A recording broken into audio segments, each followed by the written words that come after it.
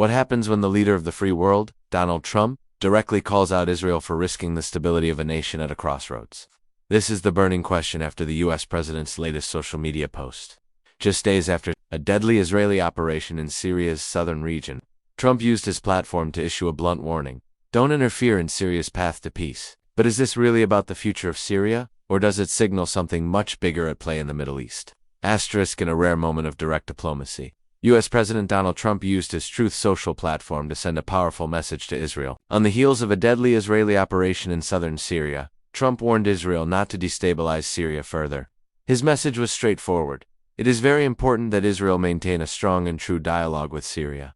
Asterisk, Trump wasn't simply making a diplomatic suggestion. He was drawing a hard line. He warned that any actions that interfere with Syria's development could have far-reaching consequences. With Syria's future hanging in the balance, Trump's message couldn't have been clearer. Israel's actions must not derail the fragile progress Syria is making towards becoming a prosperous, peaceful state. Asterisk in his post. Trump mentioned his satisfaction with Syria's current leadership under President Ahmad al-Shara, a former Islamist rebel leader. He emphasized that Syria, under Shara's guidance, is working diligently to rebuild after years of conflict. The United States, according to Trump, was committed to ensuring that Syria's government continues down this path of reconstruction. Asterisk. But Trump wasn't just addressing Syria's internal progress, he was looking at the bigger picture. If Israel and Syria could forge a long and prosperous relationship, it could provide the foundation for broader peace in the Middle East. It was clear that Trump was hoping for a peaceful outcome. Not just for Syria, but for the region as a whole. Asterisk Syria is a country on the mend, but it's far from healed. Under the leadership of Ahmad al-Shara, Syria is cautiously trying to rebuild after years of civil war. Once a bastion of dictatorship and destruction, Syria is now struggling to reconstruct its political, economic, and social fabric. The former rebel leader, who now holds power, is attempting to steer the country from the ashes, navigating a delicate balance between rebuilding and appeasing powerful factions, both within and outside the country. Asterisk. International efforts have begun to open up to Syria, with the U.S. and other powers cautiously engaging diplomatically. The road to recovery, however, is littered with obstacles. The country remains fractured, with millions displaced and the economy in ruins. Infrastructure is crumbling, and basic services are sparse. Despite all this, there are signs of hope, signs that Syria might evolve into a peaceful state. But these changes are fragile, and as Trump highlighted, Israel must tread carefully to ensure it doesn't interfere in Syria's delicate rebirth. Asterisk. Trump's warning wasn't just about Syria, it was about the bigger goal of Middle East peace. Syria and Israel have long been at odds, yet Trump sees the potential for a peaceful relationship between the two countries. If Syria could stabilize and thrive, it would add a crucial piece to Trump's broader vision for peace in the region. Asterisk. Trump's hope is clear. Israel and Syria must find common ground, despite their past conflicts. If successful, this could lead to a lasting peace that transcends not only their bilateral relationship, but also offers a model for the rest of the Middle East. In Trump's eyes, good relations between Syria and Israel could bring more stability to a region that has seen far too much conflict and bloodshed.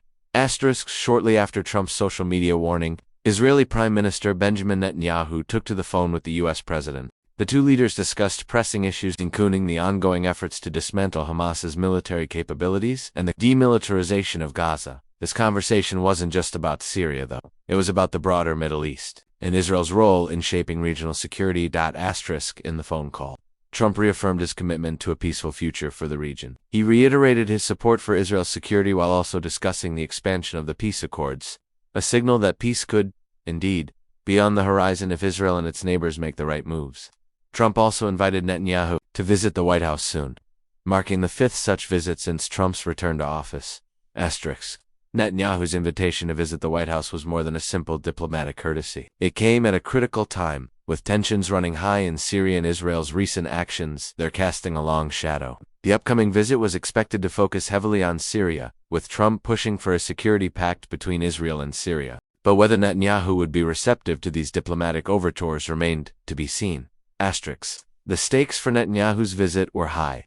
Not only would it be an opportunity to discuss Syria's future, but it would also be a moment to solidify Israel's place in Trump's vision for a new Middle East peace framework. The looming question was whether Netanyahu, amid the growing tension in Syria, would be willing to back down or double down on Israel's hardline stance.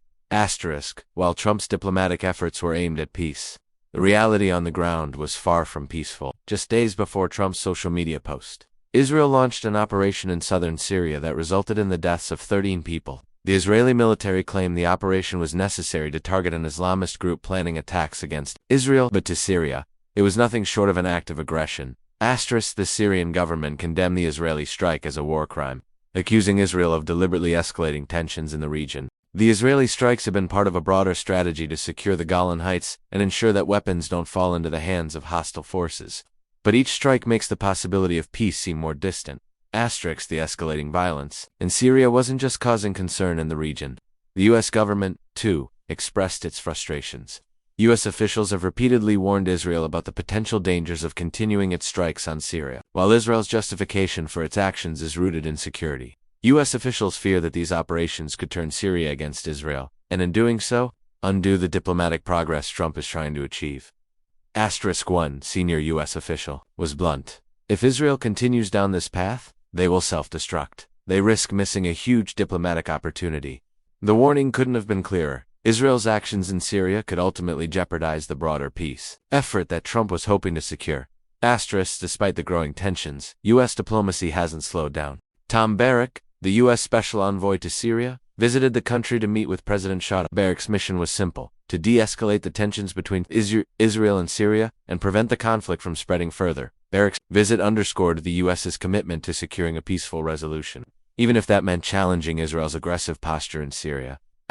Barrack's role is pivotal. As tensions flare between Syria and Israel, the U.S. must act as a mediator, ensuring that Israel doesn't push too far and that Syria's evolving leadership doesn't take drastic measures in retaliation. The situation in Syria is a powder keg, and Trump's warning to Israel could either diffuse or intensify the tensions, as the U.S. works to mediate between two historically adversarial nations.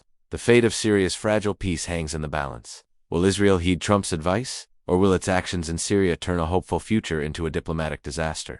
Only time will tell, but the stakes couldn't be higher for the region and for the Middle East's future peace.